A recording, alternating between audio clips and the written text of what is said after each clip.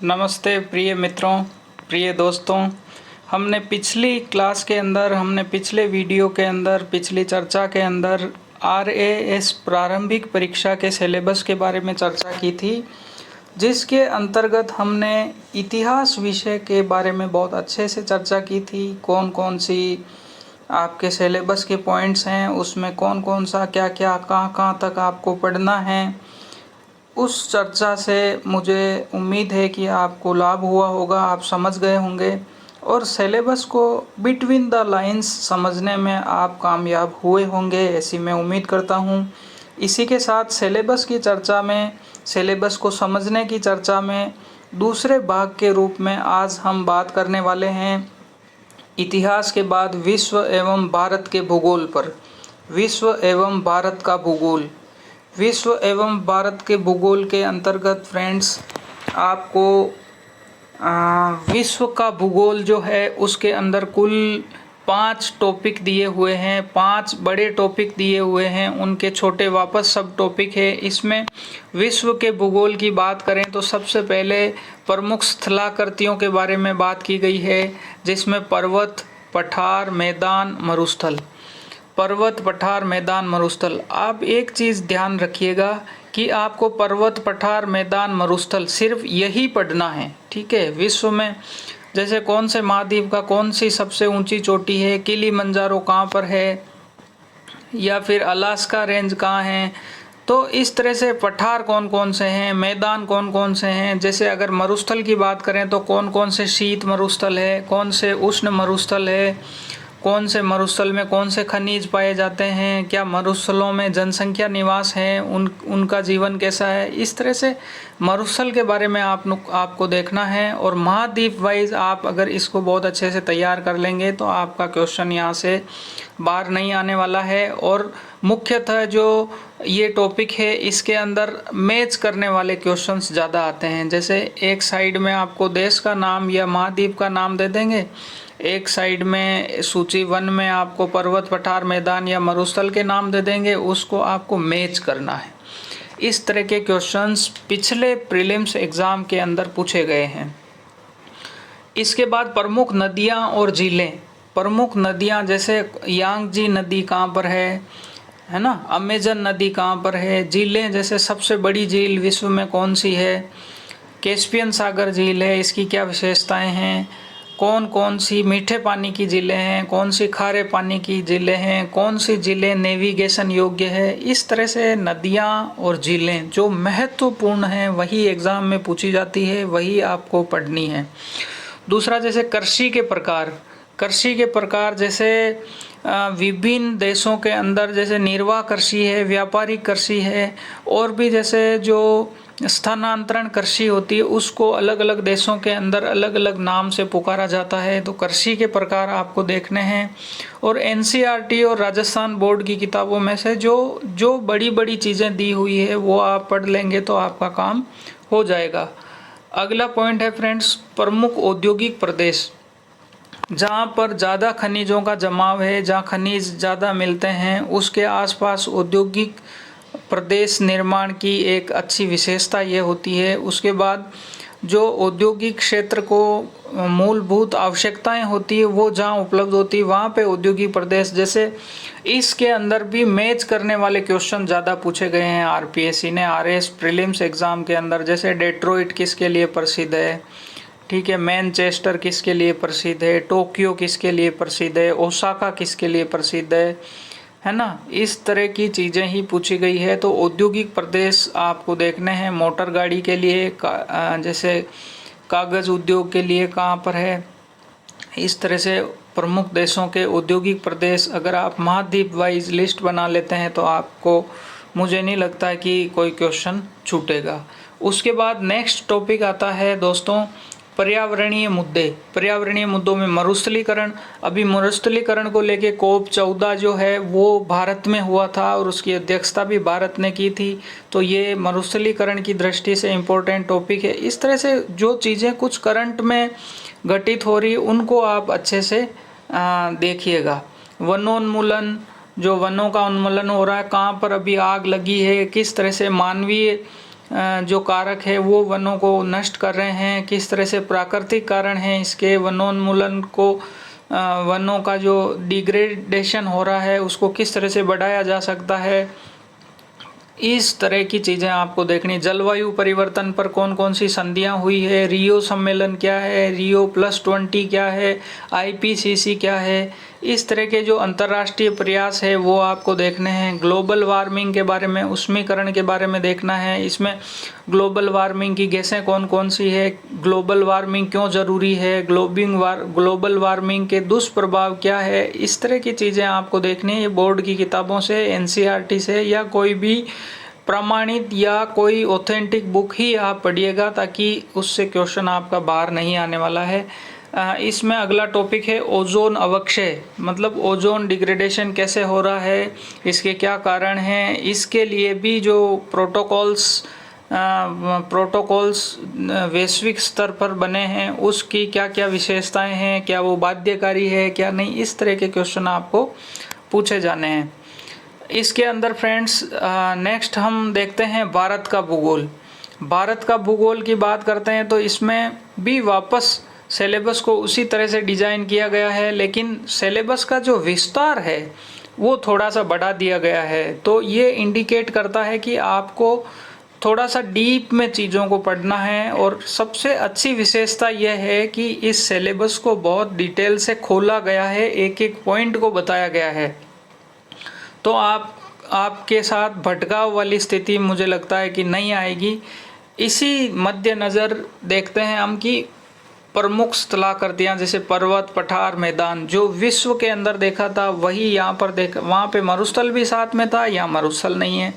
फिर मानसून तंत्र और वर्षा का वितरण, मानसून तंत्र जैसे दक्षिण पश्चिम मानसून है या अरब सागरीय शाखा है, उसके बारे में आपको देखना है। वर्षा का वितरण, कहाँ पर ज़्यादा वर्षा होती है, कहाँ कम वर्षा होती है, वर्षा के क्या क्या प्रभाव हैं, शीतकालीन वर्षा कहाँ होती है, मावट का क्या प्रभाव है, इस तरह की चीज़ें आपको देखनी है। प्रमुख नदियाँ और झीलें, जैसे जम्मू कश्मीर के अंदर कौन सी झील है, मणिपुर में कौन सी झील है ना, उड़ीसा में कौन सी झील है, कौन सी खारे पानी की झीलें हैं, कौन से मीठे पानी की झीलें हैं, नदियाँ कौन कौन सी है, नेविगेशन वाली कौन सी नदियाँ हैं, इस तरह से आपको नदियाँ झीलें देखनी। प्रमुख फसलों की बात करते हैं तो गेहूँ, चावल, कपास, गन्ना, चाय, कॉफ़ी, ये आपको कक्षा 11 और 12 की NCERT में मिल जाएंगे सब चीज़ें, ये आप वहाँ से कवर कर सकते हैं। प्रमुख खनिज लौह अयस्क, मैग्नीज, बॉक्साइट और अभ्रक, ये जो लौह अयस्क, मैग्नीज, बॉक्साइट, अभ्रक, ये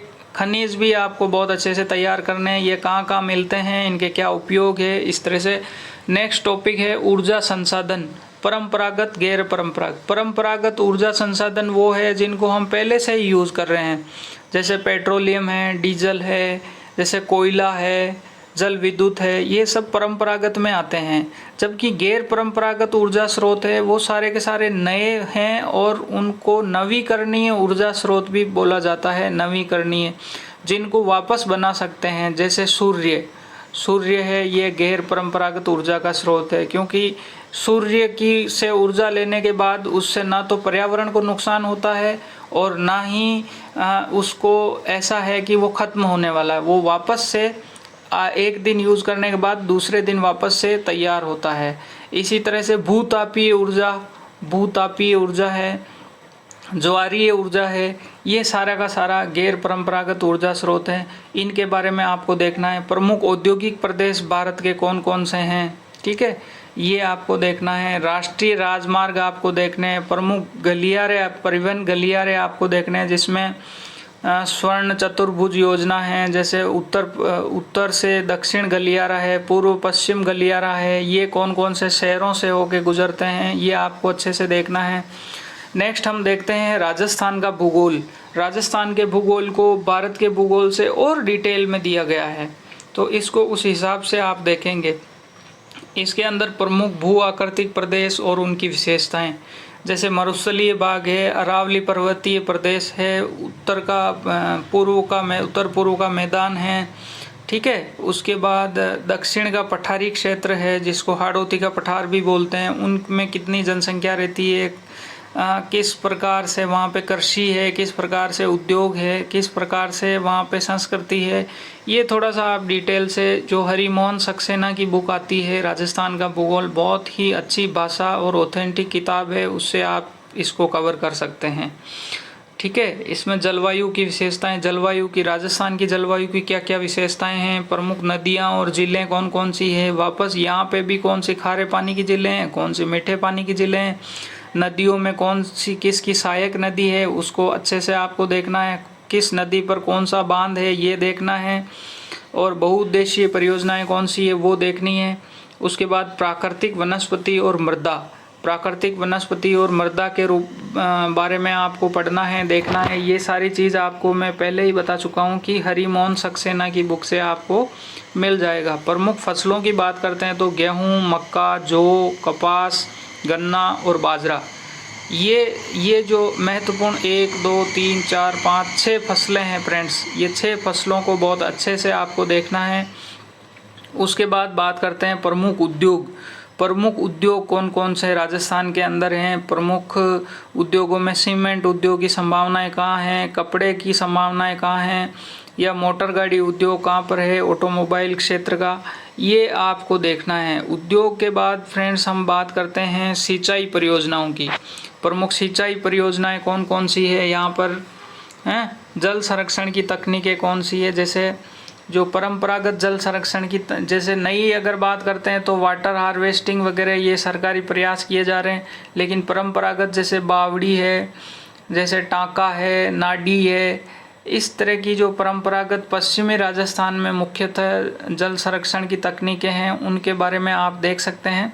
उसके बाद जनसंख्या की बात करते हैं तो इसमें वृद्धि, जनसंख्या की वृद्धि दर कितनी रही है, घनत्व कितना है, साक्षरता कितनी है, लिंगानुपात कितना है, प्रमुख जनजातियां कौन कौन सी है, उनकी साक्षरता में कैसे बढ़ोतरी हुई है, उनका जनघनत्व कितना है, उनमें शिक्षा का स्तर कितना है, ये आपको बहुत डिटेल से पढ़ना है।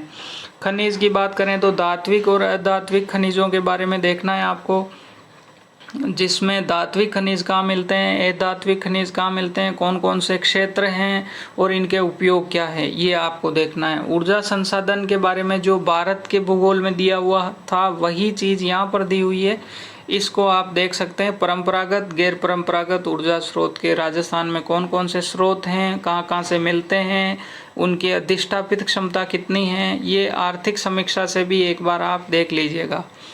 इसके बाद जैव विविधता और इसका संरक्षण, राजस्थान के अंदर कितने जैव विविधता के लिए प्रयास किए जा रहे हैं, जैव विविधता अधिनियम कब बना है, जैव विविधता बोर्ड कब बना है,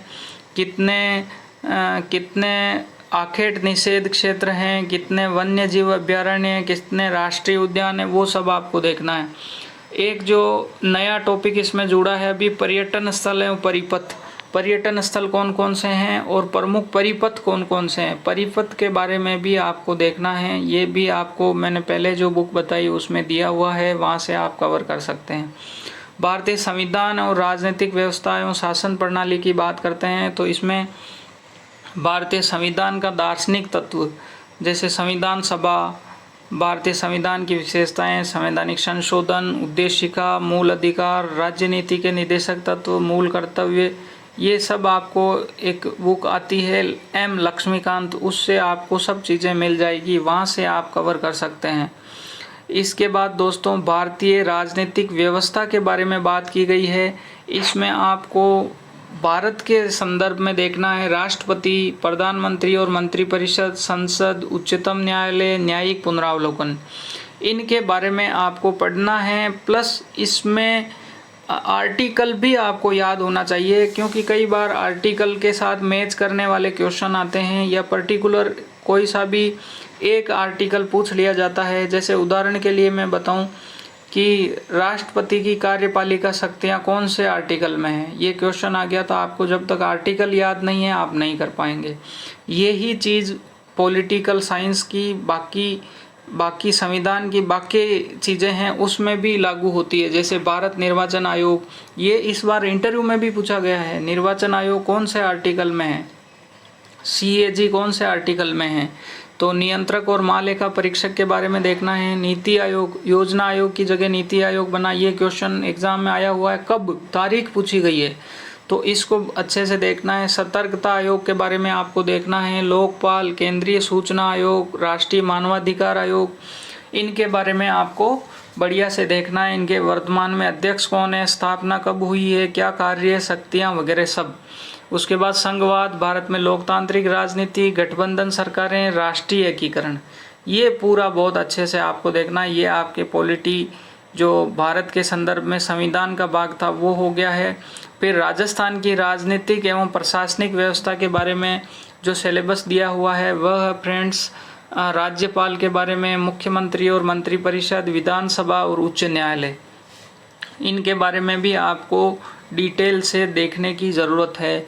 जो पिछला RS प्री 2018 का पेपर आया है उसमें बहुत ही गहराई में जाकर इन चीज़ों के बारे में पूछा गया था। तो आपसे ये उम्मीद की जाती है कि आप राजस्थान प्रशासनिक सेवा की तैयारी कर रहे हैं तो राजस्थान की जो इंस्टीट्यूशंस हैं, जो राजनीतिक और प्रशासनिक व्यवस्था है, उसके बारे में आपको बहुत अच्छे से डिटेल से पता हो। प्रशासनिक व्यवस्था की बात करें तो जिला प्रशासन के बारे में, स्थानीय स्वशासन के बारे में और पंचायती राज संस्थाओं के बारे में आपको बहुत अच्छे से देखना है। फिर संस्थाएं, कुछ संस्थाओं के बारे में दिया गया है सिलेबस के अंदर। राजस्थान लोक सेवा आयोग, RPSC जो RS का एग्ज़ाम लेता है, राज्य मानवाधिकार आयोग, लोकायुक्त, राज्य निर्वाचन आयोग, राज्य सूचना आयोग, इसके बारे में आपको देखना है। इसके बाद एक टॉपिक और दिया हुआ है लोक नीति एवं अधिकार। लोक नीति क्या होती है, विधिक अधिकार क्या होते हैं, नागरिक अधिकार पत्र क्या होते हैं जो नागरिकों को अधिकार प्रदान करते हैं, इसके बारे में आपको देखना है। आगे हम देखते हैं कि आर्थिक अवधारणाएं एवं भारतीय अर्थव्यवस्था, जो इकोनॉमी का सिलेबस है फ्रेंड्स। इकोनॉमी बहुत ही डायनेमिक सब्जेक्ट है जिसके बारे में सबसे पहले आपको मोटा मोटी उस सब्जेक्ट के बारे में पता होना चाहिए।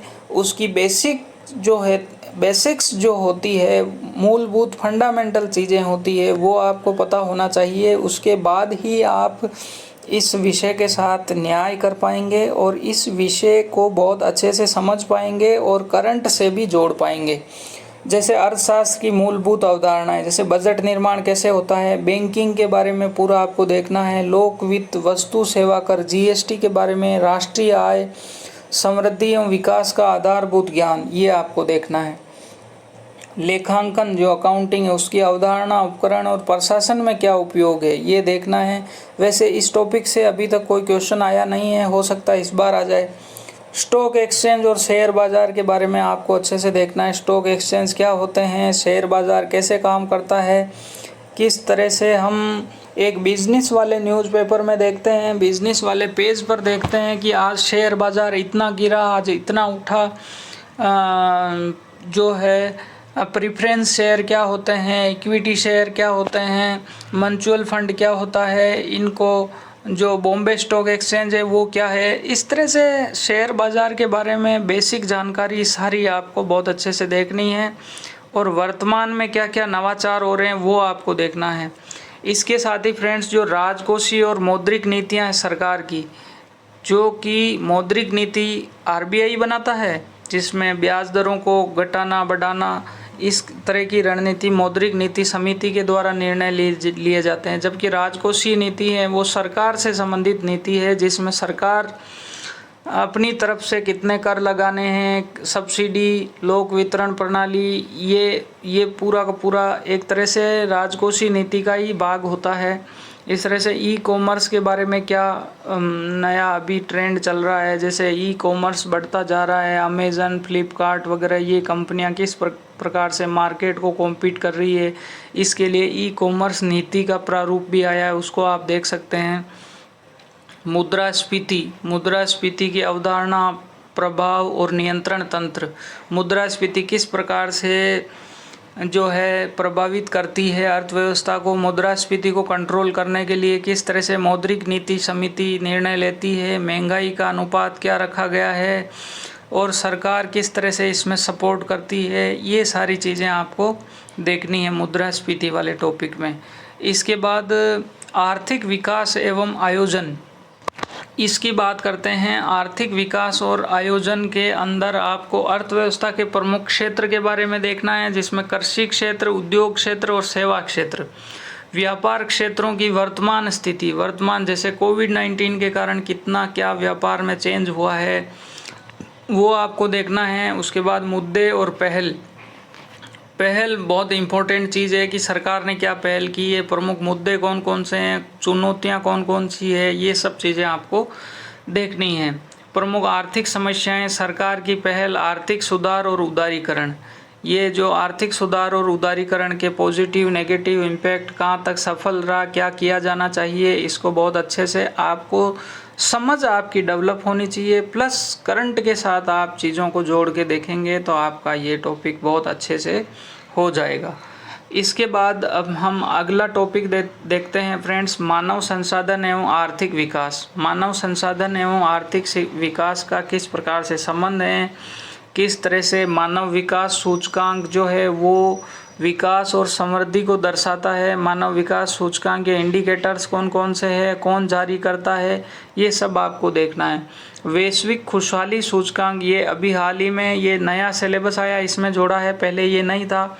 तो वैश्विक खुशहाली सूचकांक को भी बहुत अच्छे से आपको देखना है, बहुत डिटेल से इसके बारे में पढ़ना है, क्योंकि टॉपिक जुड़ा है तो इसके बारे में क्वेश्चन निश्चित रूप से आने वाला है। गरीबी और बेरोजगारी की बात करते हैं तो इसकी अवधारणा, प्रकार, कारण, निदान और फ्लैगशिप योजनाएं। फ्लैगशिप योजनाओं की अपनी राजस्थान सरकार की सीरीज़ जो है मैंने बनाई हुई है, उसके कुल 11 वीडियो है, आप देख सकते हैं। उसके बाद फ्रेंड्स, सामाजिक न्याय और अधिकारिता की बात होती है। कमज़ोर वर्गों के लिए क्या क्या प्रावधान सरकार करती है, किस तरह से सब्सिडी दी जा रही है, किस प्रकार से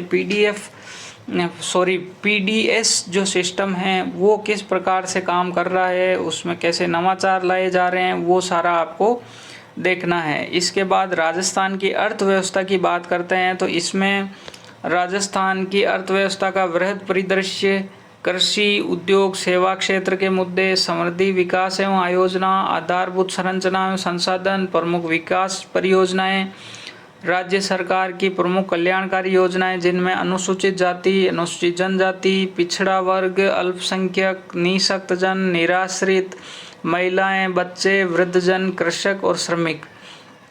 ये राजस्थान की अर्थव्यवस्था के बारे में आपको देखना है। इसके लिए मैं आपको अच्छा एक सोर्स बताता हूँ कि जो राजस्थान सरकार की आर्थिक समीक्षा आती है फ्रेंड्स, बजट के साथ इसको प्रस्तुत किया जाता है। इस आर्थिक समीक्षा से अगर आप पढ़ लेते हैं तो लगभग चीज़ें क्लियर हो जाती है और एग्ज़ाम में सीधे सीधे आपको 8 से 10 क्वेश्चन आर्थिक समीक्षा से मिलने वाले हैं। तो आप आर्थिक समीक्षा से इसको ज़रूर पढ़िएगा, ये आपका टॉपिक पूरा अच्छे से कवर हो जाएगा। इसके बाद नेक्स्ट हम आते हैं विज्ञान और प्रौद्योगिकी पर। विज्ञान और प्रौद्योगिकी के अंदर दैनिक जीवन में विज्ञान के मूलभूत तत्व, जैसे जो प्रैक्टिकल जीवन में जैसे पीएच मान क्या होता है, जैसे कार्य शक्ति, ऊर्जा है, इनके क्या मात्रक होते हैं, इस तरह से फिजिक्स, केमिस्ट्री जो है वो दैनिक जीवन में किस तरह से काम आती है उसके बारे में आपको पता होना चाहिए। कंप्यूटर, सूचना संचार प्रौद्योगिकी के बारे में आपको देखना है, रक्षा प्रौद्योगिकी के बारे में पढ़ना है, अंतरिक्ष प्रौद्योगिकी और उपग्रह के बारे में देखना है, ठीक है। नैनो प्रौद्योगिकी, ये मेंस के अंदर भी सिलेबस दिया हुआ है, वहाँ भी ये काम आने वाला है, तो इसको आप अच्छे से तैयार कर सकते हैं। बायोटेक्नोलॉजी के बारे में देखना है, अनुवांशिक अभियांत्रिकी के बारे में आपको देखना है। ये एनसीईआरटी जो 12वीं की किताब है उसमें जैव प्रौद्योगिकी आपको मिल जाएगी। बाकी आप किसी कोचिंग के नोट्स या वीडियो देख सकते हैं या खुद की ओर से अच्छी कोई बुक लेके इसको तैयार कर सकते हैं।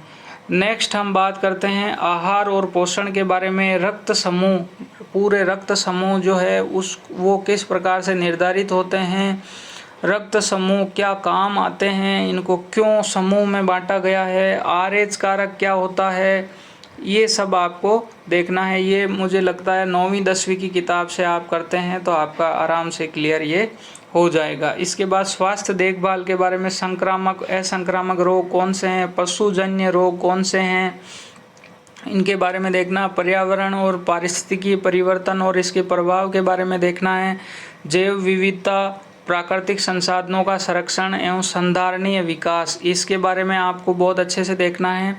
कृषि विज्ञान, उद्यान विज्ञान, वानिकी और पशुपालन राजस्थान के संदर्भ में, ये टॉपिक आपको बहुत अच्छे से देखना है। ये राजस्थान के बारे में बात कर रहा है। फिर विज्ञान और प्रौद्योगिकी का विकास राजस्थान के विशेष संदर्भ में कहाँ कहाँ हुआ है, कहाँ कहाँ पर विज्ञान और प्रौद्योगिकी के लिए सरकार ने इनिशिएटिव लिए हैं, इसके बारे में आपको देखना है। तो ये विज्ञान वाला जो सिलेबस है फ्रेंड्स, ये बहुत ही महत्वपूर्ण है और इससे 15-16 क्वेश्चन आपके हर एग्ज़ाम में पूछे जाते हैं। इसको इस तरह से आप कवर कर सकते हैं। उसके बाद बात करते हैं तार्किक विवेचन और मानसिक योग्यता के बारे में। जो तार्किक विवेचन और मानसिक योग्यता है फ्रेंड्स, ये बहुत ही एक ऐसा विषय है जिसके बारे में आप कंफर्म हो सकते हैं। इसमें नेगेटिव मार्किंग की बहुत कम संभावनाएं हैं, क्योंकि आपको पता रहेगा कि या तो आपका क्वेश्चन राइट है 100% या आपका क्वेश्चन 100% गलत है, ये आपको पता रहेगा। इसके अंदर ये कोई सी भी आप बुक ले लीजिए, मैं आपको इसके बारे में 2 बुक्स सजेस्ट करना चाहूँगा। या तो आप RS अग्रवाल की बुक लें, या आप मथुरिया की बुक ले सकते हैं, या आप एक बुक आती है US शेखावत। इन तीनों में से कोई सी भी आप बुक लें, उस बुक को बहुत अच्छे से प्रैक्टिस कर लें। इनमें 100, 200, 300 क्वेश्चन दिए हुए हैं। इस हिसाब से आप डेली प्रैक्टिस करते रहें तो ये कथन और मान्यताएं, कथन तर्क, कथन निष्कर्ष, कथन कार्यवाही, विश्लेषणात्मक तर्क क्षमता, ये आपकी तैयार हो जाएगी। और ये क्वेश्चन एक तरह से ऐसे मान सकते हैं कि ये हाथ के रखे क्वेश्चन हैं अगर आप इस पे काम करते हैं तो। इसके बाद मानसिक योग्यता की बात करते हैं तो संख्या और अक्षर का क्रम, कोडिंग, डिकोडिंग, कूटवाचन, संबंधों से संबंधित समस्याएं, दिशा ज्ञान, तार्किक व्यय आरेख, दर्पण, पानी, प्रतिबिंब, आकार और उनके उपविभाजन, इस तरह से आपको ये टॉपिक तैयार करने हैं। तो मुझे लगता है कि ये आप बहुत अच्छा इसमें कर सकते हैं। इसके बाद अगला जो टॉपिक है फ्रेंड्स, वो है आधारभूत संख्यात्मक दक्षता। इसमें अनुपात, समानुपात के बारे में और साझा, ये 10वीं तक की गणित के बारे में सिंपल से क्वेश्चन पूछे जाते हैं। जो आप प्रैक्टिस करते हैं तो निश्चित रूप से आप सही कर लेते हैं। इसके बाद प्रतिशत, साधारण और चक्रवृद्धि ब्याज, समतलीय चित्रों के परिमाप और क्षेत्र, आंकड़ों का विश्लेषण जिसमें सारणी, दंड आरेख, रेखीय आलेख, पाई चार्ट, ये चीज़ें आपको करनी हैं। जो सिलेबस में दिया हुआ है उसको आप RS अग्रवाल की जो मैथमेटिक्स की बुक है उससे आप कर सकते हैं। माध्य, समांतर, गुणोत्तर, हरात्मक माध्य, माध्यिका और बहुलक, ये आपको करना है। क्रमचय और संचय के बारे में आपको देखना है। प्रायिकता, ये पहले नहीं था ये टॉपिक, क्रमचय और संचय, प्रायिकता, ये टॉपिक, आंकड़ों के बारे में, ये सब टॉपिक नए थोड़े से जुड़े हैं तो इसको आप देख सकते हैं। ठीक है फ्रेंड्स, इसके बाद जो सिलेबस का अगला बिंदु आता है समसामयिक घटनाएं। समसामयिक घटनाएं very important topic of syllabus, क्योंकि समसामयिक घटनाएं जो है ये फ्रेंड्स बहुत ही इम्पोर्टेंट होती है और ये एक तरह से 15 से 20 क्वेश्चन का आपको एक लीड दे देती है एग्ज़ाम के अंदर। और मुख्य परीक्षा या इंटरव्यू दोनों में अगर समसामयिक चीज़ों में आप बहुत अच्छे से अपडेट हैं तो आपका आंसर एक वज़नदार और तार्किक बन जाता है। आप जो बात कहते हैं उसमें अगर करंट का इनपुट है तो फ्रेंड्स आपकी बात बहुत वज़नदार बन जाती है। और एग्ज़ाम के अंदर तो प्रीलिम्स के अंदर 15 से 20 क्वेश्चन सीधे इसके बारे में आते हैं करंट अफेयर्स के। आप सारे नहीं कर पाएँ लेकिन आप अच्छे से आपने मेहनत कर रखी है तो 15 से 20 में से आप 14-15 क्वेश्चन आसानी से बहुत अच्छे से कर सकते हैं। इसमें राजस्थान, भारतीय और अंतर्राष्ट्रीय महत्व की समसामयिक घटनाएं और मुद्दे, वर्तमान में चर्चित व्यक्ति, स्थान और संस्थाएं, खेल कूद संबंधी गतिविधियां, ये 3 टॉपिक है। और पिछले एग्ज़ाम का एक्सपीरियंस बताता है कि इसमें से 5 से 6 क्वेश्चन हर टॉपिक में से पूछे हैं। आपको भटकना बिल्कुल नहीं है, इनके बारे में अच्छे से आप तैयार करें, आप सफल हो जाएंगे। आपको बहुत बहुत शुभकामनाएं। इसी के साथ अपना सिलेबस का विश्लेषण है ये पूरा होता है, और आपने इस वीडियो को देखा है, इस क्लास को एंजॉय भी किया होगा, इसी में उम्मीद करता हूँ। आपका बहुत बहुत धन्यवाद, बहुत बहुत आभार आपका ये वीडियो देखने के लिए। आप इस चैनल को सब्सक्राइब कीजिए, अपने दोस्तों के साथ शेयर कीजिए। फ्यूचर में इस पे जो भी मुझसे बन पड़ेगा, मैं बहुत अच्छे से कोशिश करूँगा कि अच्छी चीज़ें लेके आऊँ और आपका सहयोग कर सकूँ। जय हिंद, जय भारत, जय राजस्थान।